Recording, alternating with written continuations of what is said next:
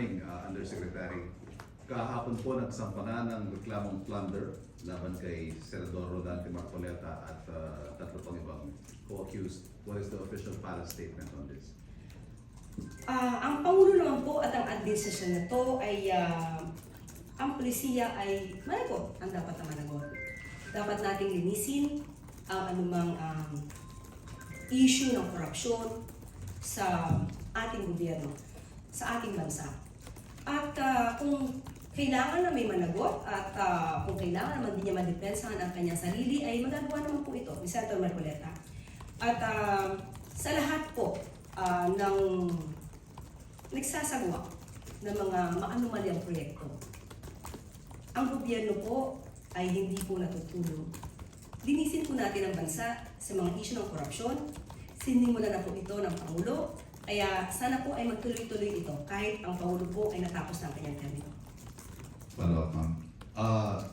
This filing happened after protest actions by Iglesia ni Cristo and as well as their firm opposition and raising opposition to the fact that he is being charged and they're raising the possibility na ito daw po ay selective justice. What message does the government want to send the INC by filing na ito po'y tinuluyan pa rin si Senator Marcoleta?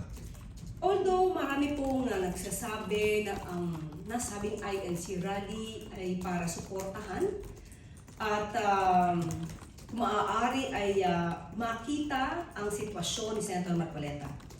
Pero bukas din po ang mata ng gobyerno sa sinusulong ng INC patungkol sa transparency and accountability.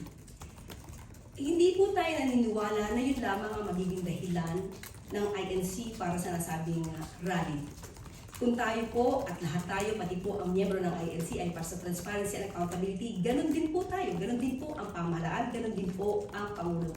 Sabi nga po natin, wala pa pong rally, nagsisimula na po. At nasimula na po ng Pangulo ang magpapanagot sa mga dapat na managot.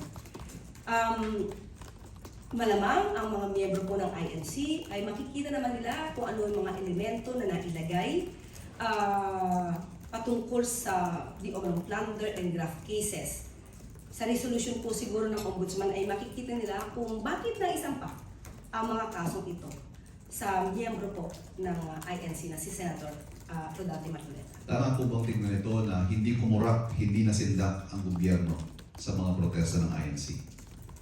Tama po, hindi naman po kailangan magpa-pressure ang gobyerno at ang mga naiimbestiga at din na po ang mga korte natin sa mga pressure ng ibang mga grupo.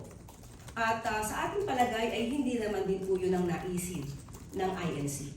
But still, sa mga may balak na magpa-pressure sa gobyerno para po mapaligtas ang mga tao na sinasabi natin maaaring sangkot sa mga anomalya. Huwag niyo na po itong ipilit. Huwag niyo na po itong gawin. Dahil muli, hindi matutulog ang gobyerno, hindi din matutulog ang mga investigating bodies, pati na po ang korte para mapanagot ang dapat na mapanagot. Sunod na tanong mula kay Krista Nandalo.